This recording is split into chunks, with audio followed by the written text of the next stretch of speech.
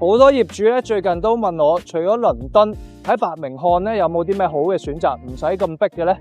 咁今日咧就帶大家嚟睇下伯明翰一個最新嘅樓盤 Glass Waterloo。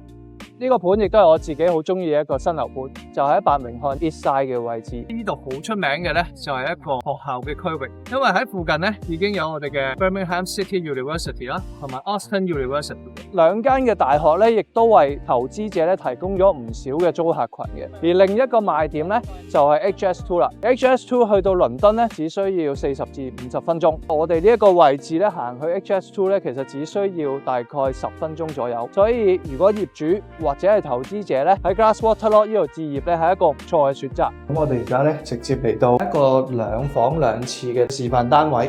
咁樣嚟到客廳咧，大家都睇到個陽光咧係非常之充足嘅，而且個 living room 嘅位置咧亦都相當之夠闊落，咁擺得落一個電視櫃啦、sofa 啦，咁而佢背後咧亦都有一個好舒適嘅露台嘅。咁而呢個露台咧就係可以看到我哋呢個河景。咁而出邊嚟講咧，亦都冇乜大嘅遮擋嘅，唔會再有一啲新嘅 building 咧，暫時計劃喺呢一區啦，因為呢區咧亦都係主要一啲學校群組為主嘅。咁去翻客廳呢邊咧，其實發展商咧已經包晒呢一啲嘅 interior 嘅廚具啦，包括焗爐啦，係啦，咁洗碗碟機啦，咁仲有雪櫃啦，就喺呢邊嘅。咁見到佢嘅 storage 空間咧都相當之多嘅。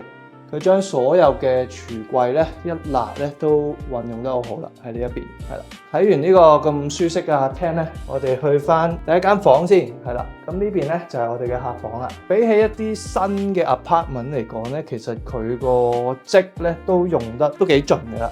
因為3便落床啦，咁另外佢亦都可以放到一個衣櫃喺呢一邊。咁跟住咧，我哋會嚟到呢邊，就係我哋嘅主人房啦。咁主人房咧就會有一個 ensuite toilet 啦。咁其實佢嘅好處其實就唔會話一間客房比較細，而主人房就比較大。咁其實佢兩間嘅位置差唔多。咁主人房就大多少少，咁呢邊都擺到張梳妝台啊、床頭櫃，咁都可以做到3邊落床嘅。係啦。而呢邊咧亦都已經做咗一個入牆衣櫃㗎，係啦。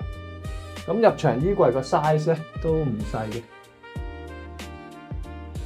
而呢邊咧就係ensuite toilet 啦，咁都係做咗一個淋浴式啦，咁啊鏡鏈亦都係有內置燈噶啦。咁而出翻嚟客廳咧，另一邊咧就係我哋嘅客廁啦。咁佢兩邊都冇浴缸啦，咁但係其實有好多 new build 2房嘅可能都係1廁，咁其實呢個2房2廁咧，咁佢都用到啲空間都幾好。而家我哋嘅發展商咧做緊一個最後嘅優惠啦，所以如果對 Glass Waterloo 嘅2房或者1房咧有興趣咧，把握呢個機會，盡快同我哋聯絡。